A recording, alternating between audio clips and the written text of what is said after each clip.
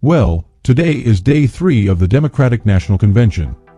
Tonight, former President Bill Clinton and former House Speaker Nancy Pelosi will take the stage before Tim Walz officially accepts the vice presidential nomination. Last night, Barack Obama and Michelle Obama urged Democrats to unite behind Vice President Kamala Harris to defeat Donald Trump in November. And the second gentleman, Doug Emhoff, noted Thursday would be extra special for him and his wife. For years, Donald Trump did everything in his power to try to make people fear us. See, his limited, narrow view of the world made him feel threatened by the existence of two hard-working, highly educated, successful people who happen to be black. Who's going to tell him that the job he's currently seeking might just be one of those black jobs? Here's a 78-year-old billionaire who has not stopped whining about his problems since he rode down his golden escalator 9 years ago. We do not need 4 more years of bluster and bumbling and chaos. America's ready for a better story. We're ready for a President Kamala Harris. America, hope is making a comeback.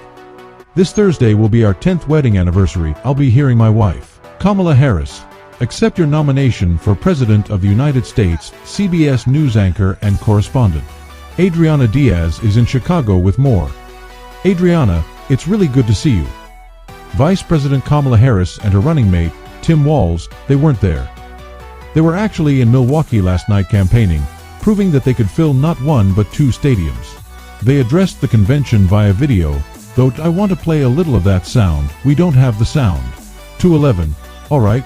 But what I actually want to get from you is, because you were there last night, is what the atmosphere was like. As I was watching, I kept on thinking, like, when does the DNC mixtape come out?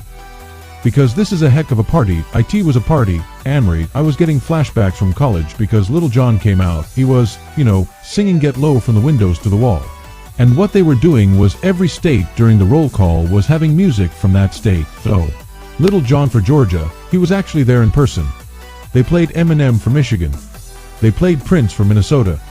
They played Bruce Springsteen for New Jersey, Tupac for California. It was on and on and on. And people were dancing. Everyone just kept trying to one-up one another from state to state. Oh, it was a party atmosphere. Certainly, as you just sort of alluded to, a star-studded event. A number of fiery speeches. Of course, the Obamas, Senate Majority Leader Chuck Schumer, former Trump, White House Press Secretary Stephanie Grisham. What really stood out to you? Well, Stephanie Grisham right there.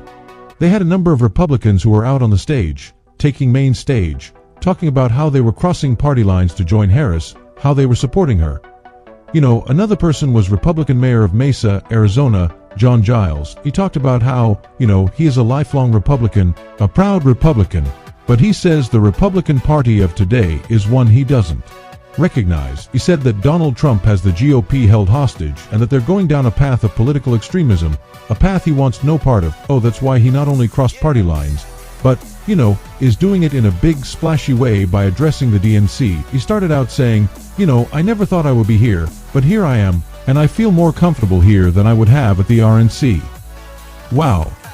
Tim Walz is going to be addressing the convention tonight when he officially accepts the VP nomination. Any sneak peek, any intel on what we can expect? And Marie, they are keeping those remarks under lock and key. But what we've seen him talk about before are these major themes, how they both, even though they come from different parts of the country, they still share those middle-class values. They talk about their parents and the values their parents instilled in them. How Kamala Harris works at McDonald's. We actually learned last night, Doug Emhoff also worked at McDonald's, where he was Employee of the Month, so that was interesting.